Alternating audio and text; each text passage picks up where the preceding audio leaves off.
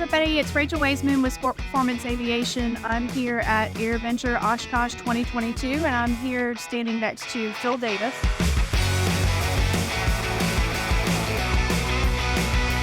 He flew up here with his Panther, and we're going to do a little walk around and talk about his particular build and find out about a little bit about Phil and what's unique to his Panther. Let me tell you a little bit about me. I live in Temple, which is south of Waco and north of Austin on I-35. I've been a pilot for 50 years. I got my license when I was in high school. That was back when the Vietnam War was going on, and I didn't want to be on the ground. I wanted to be in the air. So I got my private license before I went off to college. Met Dan and Rachel through flycorvair.com because I built a coronary engine to go on that airplane. Had a great time with that airplane. Flew it to Oshkosh in 2018.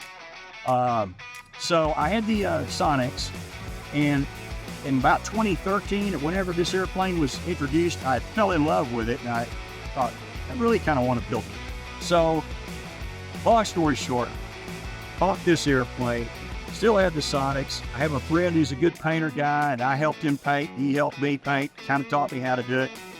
And I traded the Sonics for this paint job. I used on the main wing the silver. It's a titanium silver. It's Acroglow Sherwin-Williams paint. The rest of the colors, the blue, the red, the white, came from my auto parts store. This is Ford blue and red with just a flat white.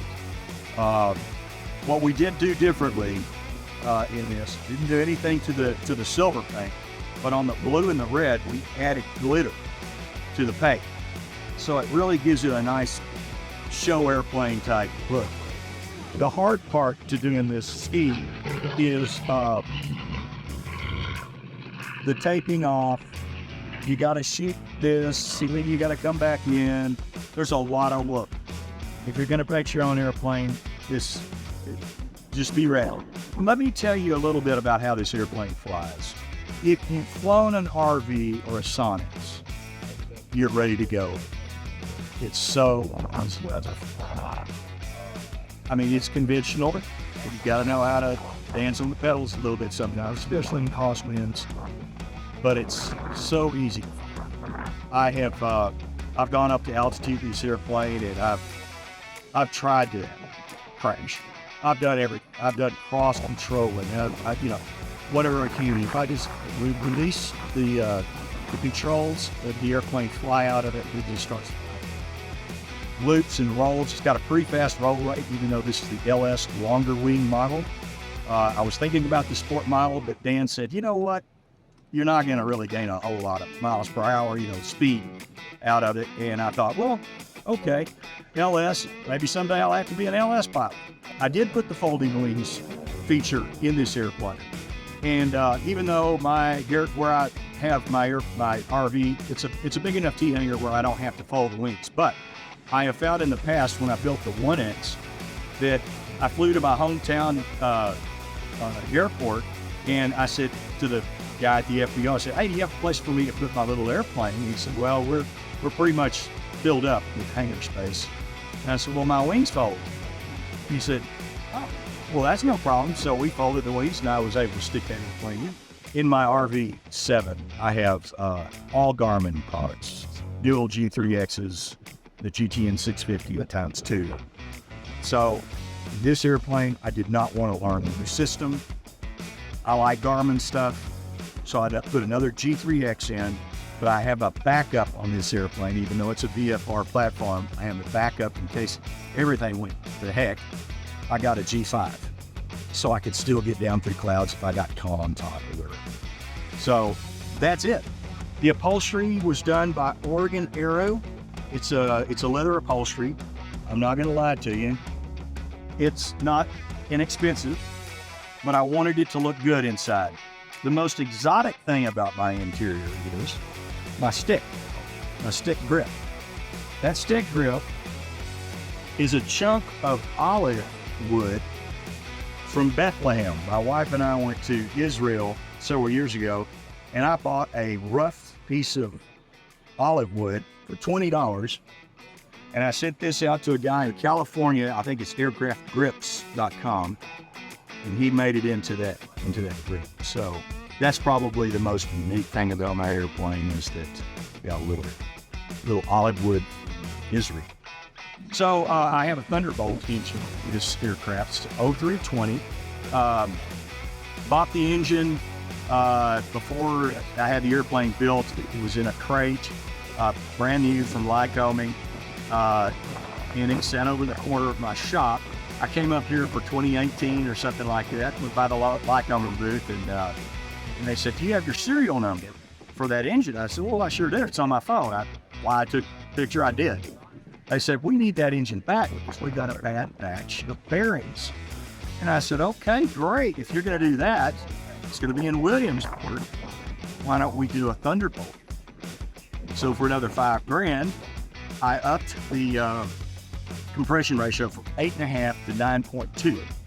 And that gives me 10 horsepower more. So right before Oshkosh this year, I had my prop and engine dynamically balanced, at my airport there back in Temple. And they said, "There's nothing wrong with this. We can't do anymore. It's already in balance." So, I mean, it was really cool. And it does fly smooth. There's hardly any vibration at all. I do have, let me tell you a little bit about the engine. What's different on it is I have dual PMAGs. What else? That's pretty much it, other than the Thunderbolt. Oh, prop. Okay. It's a ground adjustable Sensenich prop. And right now with this amount of power and cruising up here for a 5-hour flight, I have it at the course's position. In other words, I've got lots of pitch in this prop.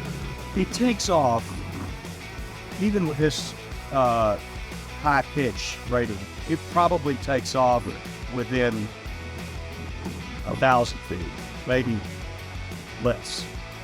In a lower setting, it'll get off at 200. It's unbelievable. It's off the ground. So if I'm flying in smooth air with about 60% power, I have a true airspeed of 175 miles, which is really, really nice. If I firewall it, it will go to VNE, and I'll overspin the engine. It will go beyond 27. Climb rate, even this pitch setting, I am 1,500 to 2,000 feet minute sustained.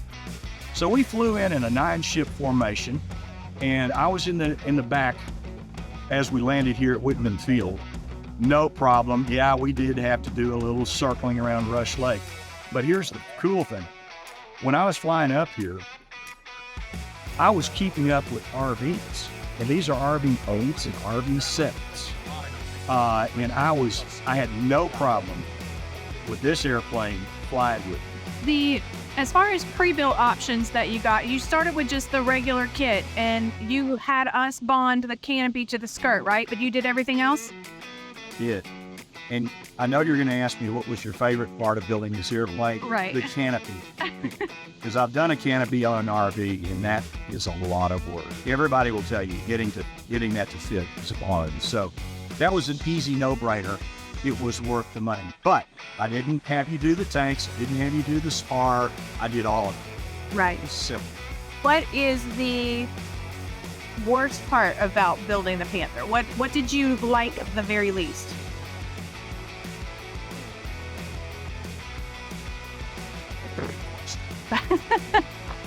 I can't think of one single thing. Nothing was hard to do. It was very simple. Awesome.